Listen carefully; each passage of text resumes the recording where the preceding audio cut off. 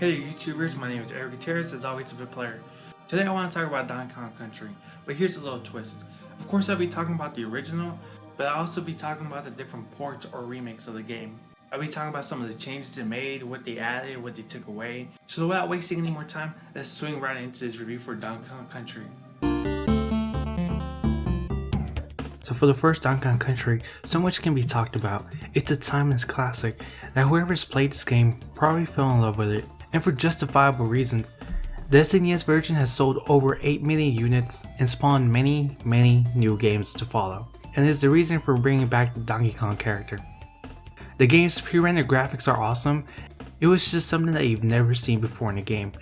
Every other game is just plain old 2D 16-bit sprites, but in the Donkey Kong Country, everything is 3D rendered into a 2D game, and it just looked amazing. But you all knew that. You play as Donkey Kong, the grandson to the original DK, and his nephew Diddy Kong, and on the NES version, the story isn't really told.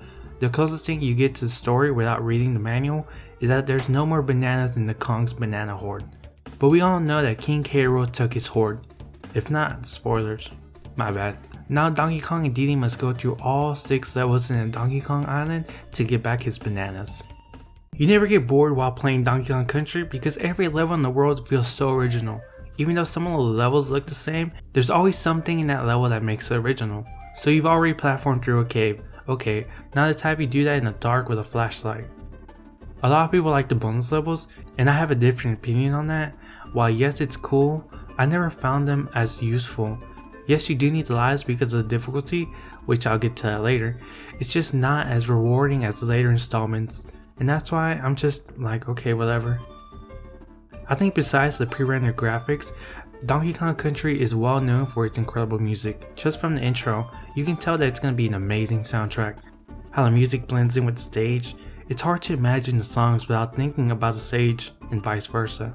I guess what Donkey Kong Country is most infamous for would be the difficulty of the gameplay and the bosses. I really think the only difficult part of the game is those difficult barrels you have to platform through, and it's in every world that you at least have one level with a bunch of barrels. Those levels to me get me frustrated every time because of how many times I die and see the game over screen. It really makes me feel bad for them, like I want to try harder in the game. Also, I almost feel like those deaths are kind of cheap deaths, and the bosses in this game are a real big joke. All you have to do is jump on the boss, wait for the rampage to stop in a couple of seconds, and repeat. There's no real challenge. The best boss in this game is the last one, and that's because it doesn't really have any competition. Now I can say more about this game that has already been said over 1,000 times, but we all know this is one great game. But now let's look at another version of the game and see if it holds up. The next port of Donkey Kong Country is on the Game Boy Color.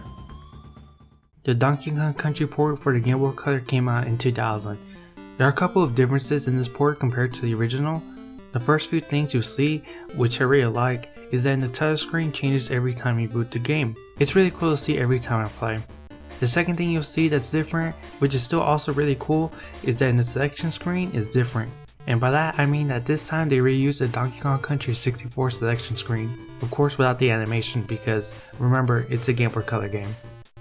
I know a lot of people will be turned off by its crappy graphics compared to the NES version, and the soundtrack doesn't compare to the excellence of its predecessor, but the gameplay is still great. The big difference you'll see is only one Kong can be seen on screen, and when you get hit, the other Kong appears. It's not really a big deal because I'm sure it's done this way because of the limitations of the system. Also, you don't ride the animal buddies like normal, but rather you become them. Again, no big deal. And I can honestly say it's the most disappointing thing is, are you guys ready for it? Ready? The warp barrel was removed from the minecart carnage.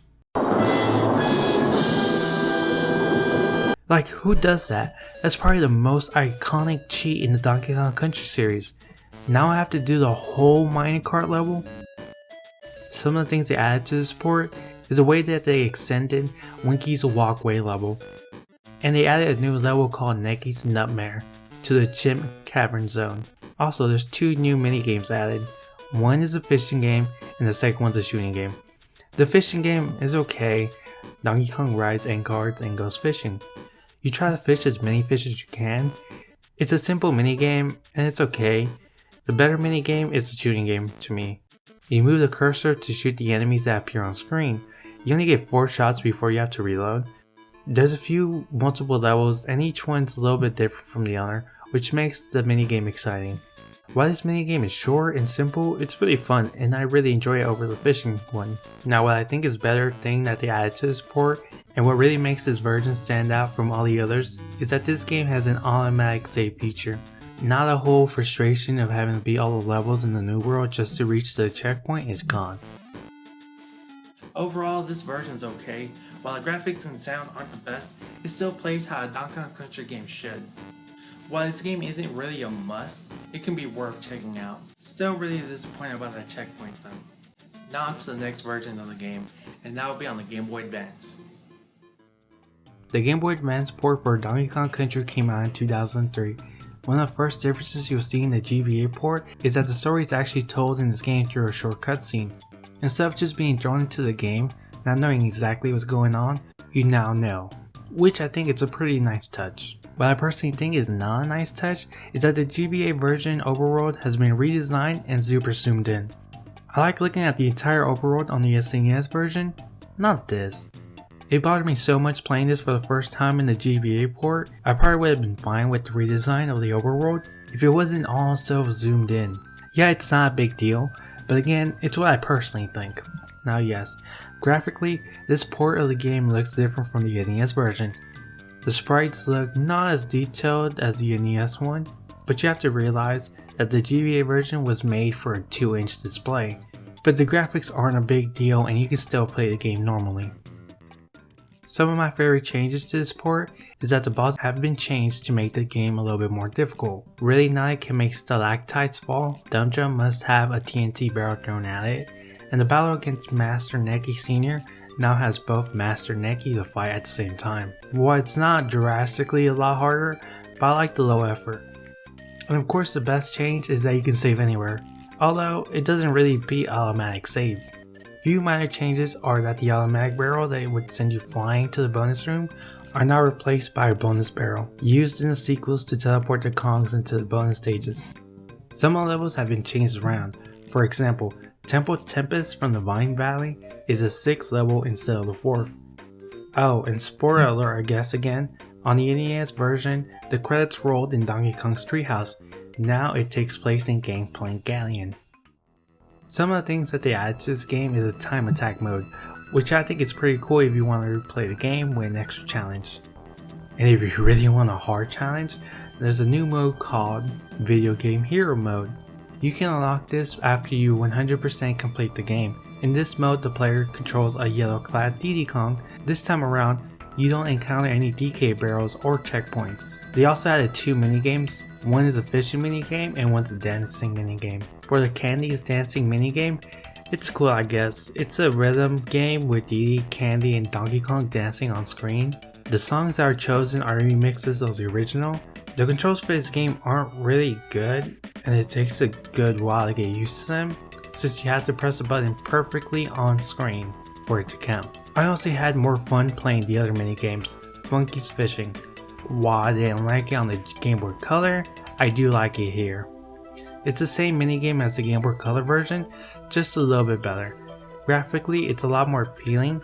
They fixed the whole when you reel in a line, it doesn't go flying into space. Overall better than the first one, and it's fun too. There's also a scrapbook you can complete by finding camera icons all over the levels that are pieces to a picture. On this game it's cool, it didn't really bother me to collect them since there's nothing really to collect in this game compared to the later Donkey Kong Country games, but it did bother me more in the other games, but I'll get to that next time.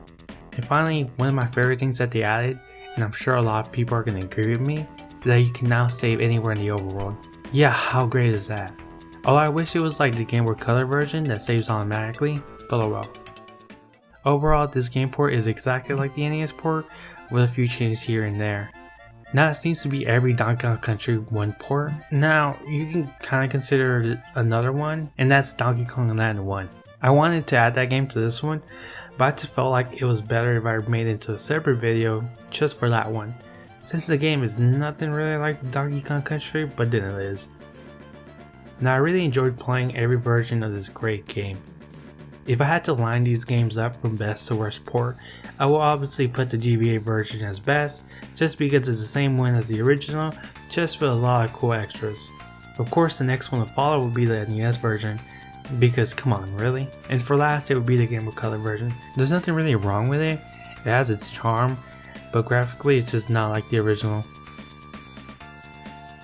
That's all I have for today. If you like these type of videos where I compare the different versions of the same game, let me know in the comment section down below. I have a few more planned just like these. And don't forget to like, subscribe, and blah blah, all that important stuff. But that's it for today, till next time.